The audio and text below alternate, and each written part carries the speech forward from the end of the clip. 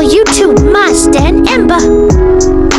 Abbad bin Bisir, sahabat Nabi yang wafat dinaungi cahaya Allah. Nama lengkap beliau adalah Abbad bin Bisir bin Waqsi al-Ashhali al-Khazraji. Abbad bin Bisir terlahir pada tahun 33 sebelum Hijriah dan meninggal dunia pada tahun 12 Hijriah di Yamamah. Awal dari keislaman Abbad bin Bisir dimulai ketika Masyebi bin Umair tiba di Madinah sebagai utusan Rasulullah SAW untuk mendakwahkan ajaran Islam kepada kelompok Ansor yang telah dibayat. Dengan penuh keikhlasan, Abbad bin Bisir selalu datang setiap saat Musya bin Memir menggelar kajian. Di samping terkenal sebagai sosok yang tekun dalam beribadah, seorang dermawan yang rela berkorban segala yang dimilikinya, Abbad bin Bisir juga terkenal sebagai seorang kesatria perang yang tangguh dan ahli dalam hal strategi perang. Abbad bin Bisir adalah sahabat sekaligus pengawal Rasulullah. Kehidupannya yang penuh dengan pengabdian dan keteguhan menjadikannya sahabat setia dalam membersamai Rasulullah.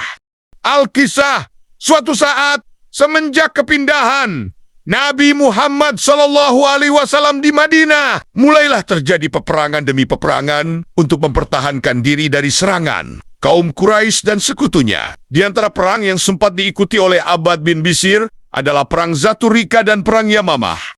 Perang Zatur Rika merupakan perang melawan Bani Muharib, Bani Salabah, dan Bani Gatarah yang terjadi di dekat perkebunan kurma. Sebelah utara, daerah Kabar, 100 km dari kota Madinah. Mengingat jarak yang teramat jauh untuk kembali dan belum selesainya peperangan, Nabi Muhammad memutuskan untuk bermalam di sana dan menunjuk beberapa kelompok untuk bergantian jaga. Di antara mereka yang terpilih adalah Ammar bin Yasir dan Abbad bin Bisir yang berada dalam satu kelompok. Sementara yang lain mulai beristirahat. Ammar bin Yasir dan Abbad bin Bisir bersiap-siap menempatkan posisi untuk jaga malam. Namun demikian, melihat wajah Ammar bin Yasir yang teramat sangat lelah, Abbad bin Bisir berinisiatif menawarkan kepada Ammar bin Yasir untuk sejenak beristirahat terlebih dahulu hingga sedikit memulihkan tenaganya.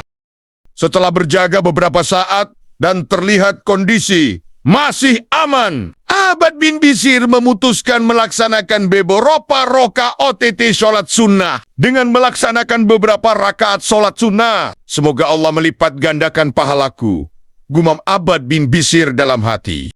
Tanpa disangka, beberapa saat setelah Abbad bin Bisir selesai membaca surat Al-Fatihah pada rakaat yang kedua, anak panah dengan cepat menghujam deras di pangkal lengannya. Dengan menahan rasa sakit, Abbad bin Bisir kemudian mencabut anak panah tersebut dan tetap menjalankan syalatnya.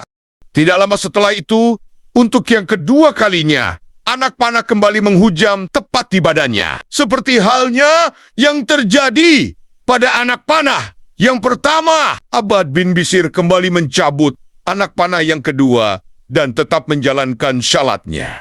Dan untuk yang ketiga kalinya, panah kembali menghujam tepat di badan Abbad bin Bisir.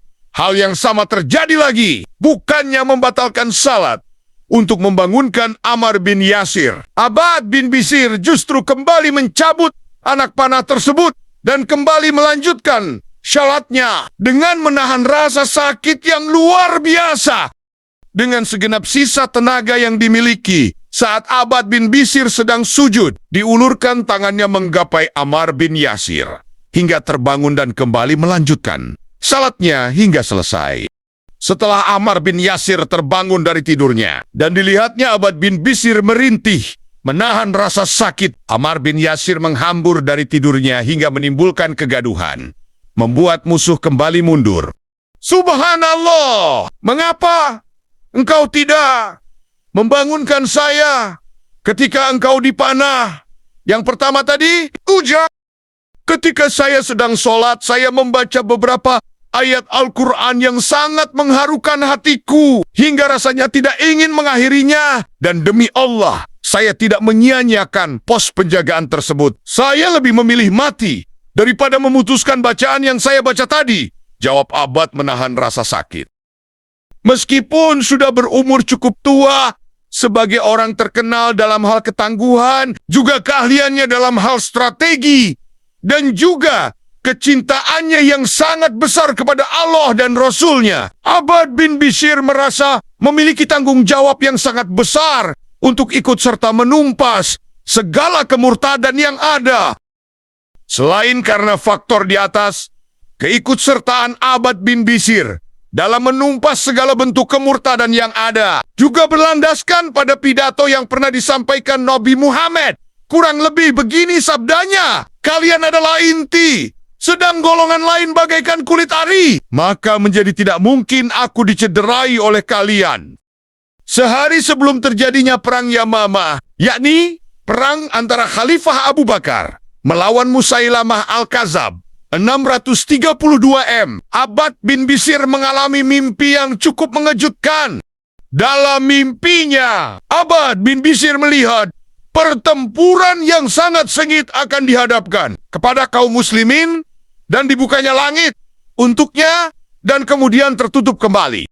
Dan waktu yang ditunggu pun tiba. Abbad bin Bishr yang dengan penuh keyakinan berangkat untuk menumpas kemurtadan dalam perang Yamamah. "Pecahkan sarung-sarung pedangmu dan tunjukkanlah kelebihan kalian," seru Abbad bin Bishr kepada kaum Ansyar.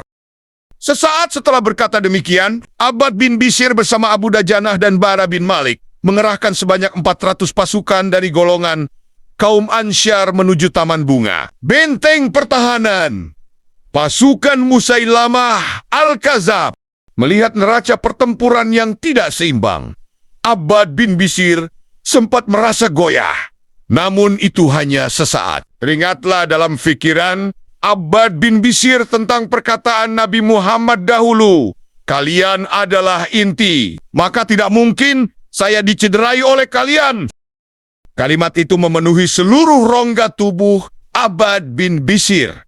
Dengan penuh semangat, Abbad bin Bishr kemudian bergegas menaiki sebuah bukit dan kembali menyerukan kepada kaum Ansyar, "Hai golongan Ansyar, pecahkan sorong-sorong pedangmu dan tunjukkanlah keistimewaanmu dibandingkan kelompok lainnya." Mendengar hal tersebut, berkobarlah api semangat yang membara pada seluruh prajurit kaum Ansyar. Abbad bin Bishr dan para prajurit bertempur habis-habisan sebagai seorang mumin dari golongan Ansyar yang membaktikan seluruh hidup dan matinya di jalan Allah dan juga sebagai seorang lelaki sejati. Dan mimpinya menjadi kenyataan. Setelah bertempur dengan sengit dan cukup lama, peperangan tersebut berakhir dengan kemenangan kaum muslimin atas pasukan pemberontakan Musailamah Al-Kadzab. Dan di hari yang mulia tersebut, Abbad bin Bishr menemui syahidnya penuh dengan sambaran pedang di wajah dan badannya. Tidak lama setelah itu, akibat ketekunannya dalam beribadah, ketulusannya dalam membaktikan diri kepada Allah dan Rasul-Nya, terlihatlah langit membuka pintunya dengan gembira, menyambut roh Abbad bin Bishr yang penuh cahaya Allah. Melalui kisah, Abbad bin Bishr memberikan kesan bahwa barang siapa yang menanam kebaikan, niscaya kelak ia akan mendapatkan kebaikan pula. Semoga kita termasuk golongan umat yang senantiasa demikian, amin. Terima kasih sudah menonton, semoga video ini bermanfaat dan menambah wawasan. Subscribe, like, share, dan komen